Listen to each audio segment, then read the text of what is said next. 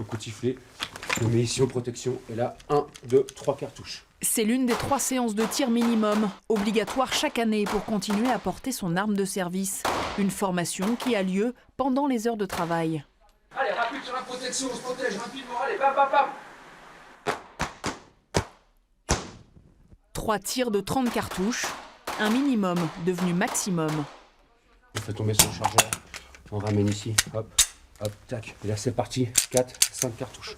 De l'aveu même du formateur. C'est toujours peu suffisant.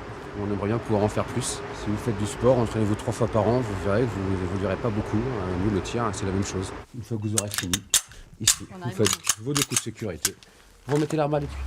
Hors caméra, plusieurs policiers expliqueront cette situation par le coût des cartouches d'entraînement et la difficulté de remplacer ceux qui vont au stand de tir.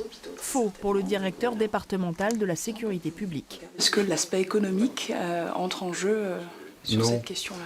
Pas quand il s'agit de la sécurité des personnels et ces formations qui ont pour objectif effectivement de faire en sorte que les fonctionnaires soient les plus professionnels et assurent leurs interventions en toute sécurité sont les formations prioritaires. Donc cette affaire de coût, évidemment, n'est pas prise en compte par leur directeur, clairement. Reste à savoir si cela suffit face à une menace jugée grandissante pour les policiers, notamment avec le risque terroriste.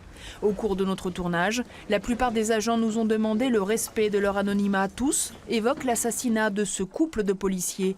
Devant leur enfant de 3 ans à leur domicile de Magnanville en région parisienne, Jean-Baptiste Salvin et Jessica Schneider ont été assassinés par un islamiste radical.